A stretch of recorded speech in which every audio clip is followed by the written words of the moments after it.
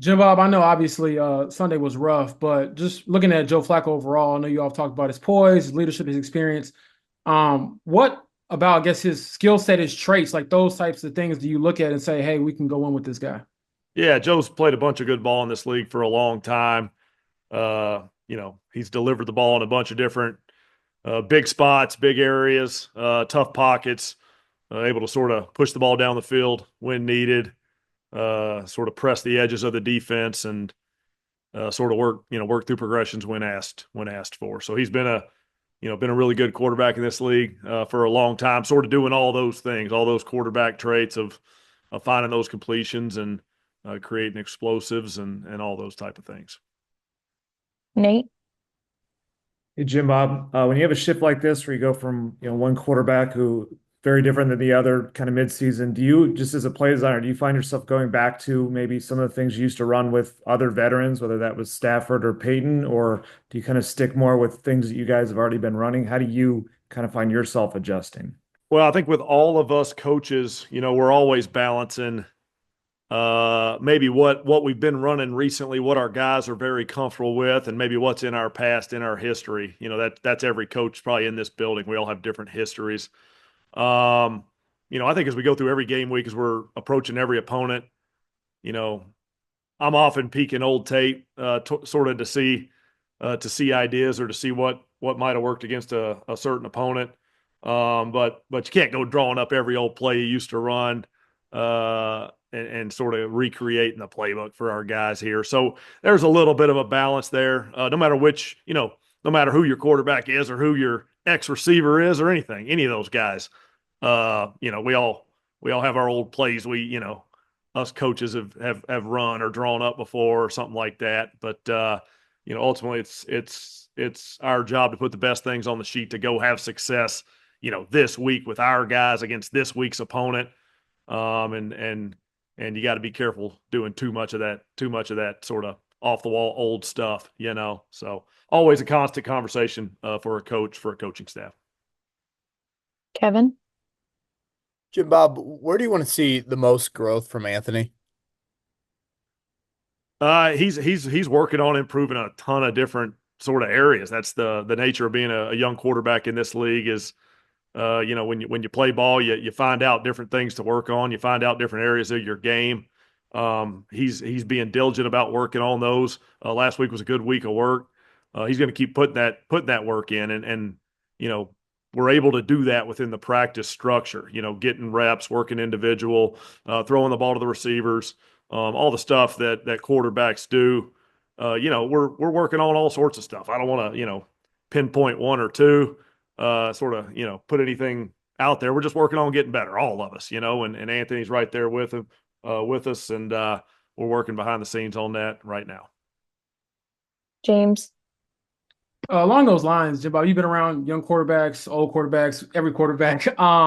When it comes to the younger guys, what do you think it is just to obviously there's a play style you have to kind of shift to the NFL, but just from a leadership standpoint, what are some things you look at and say, okay, this is what we need from a young guy, whether it's AR, whether it's Trevor Lawrence, whether it's anybody that's kind of young and being thrust into that spotlight?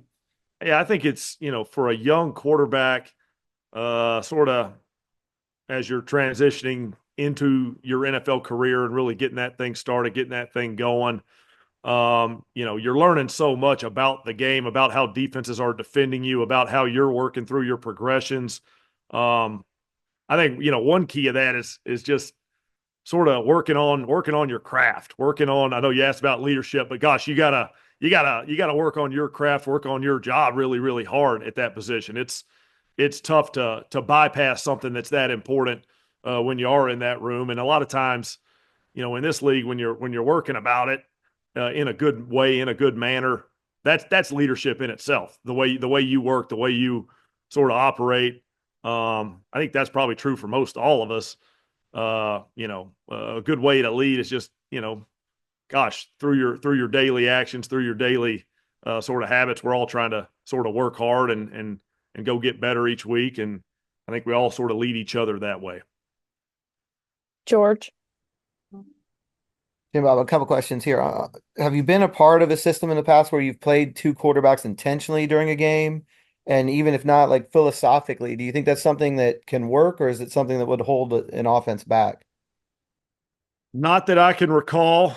Not that I can recall, but the recalls, getting a little hazier over the years, George. People have done it. It's existed in the league, in college football, all that over the years. I mean, there's a bunch of different ways to go play ball. So I can't recall a certain experience I've had with it. So I don't think I'd consider myself an expert in that category.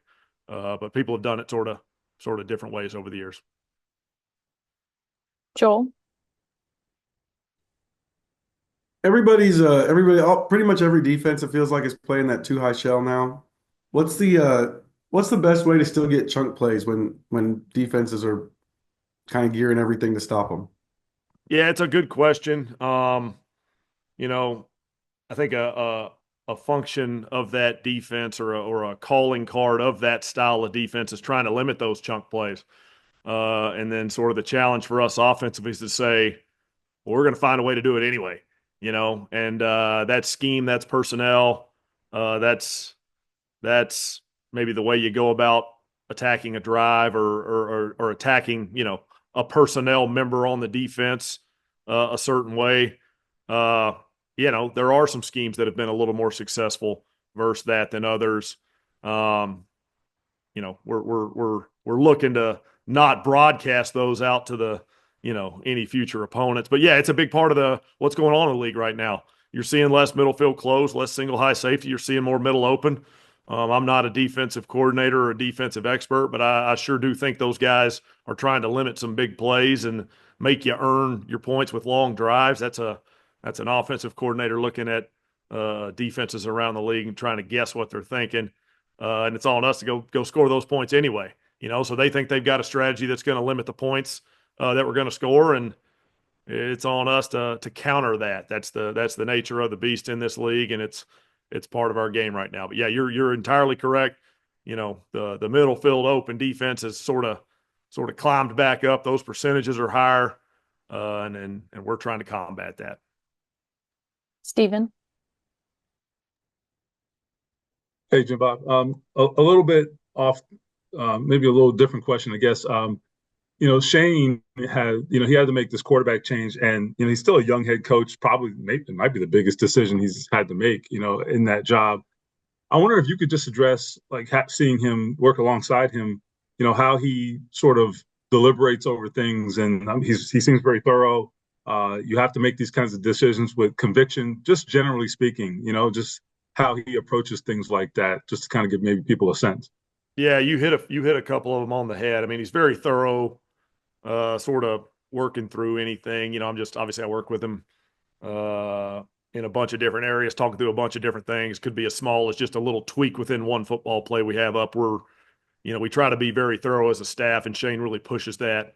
That's a part of, I think how he operates, is being thorough and being thoughtful, and sort of trying to communicate well when that time comes, So yeah, very thorough and thoughtful when making any decision, right? Like I said, we're doing 1,000 things on the call sheet right now. We're trying to be thorough and thoughtful going through all those.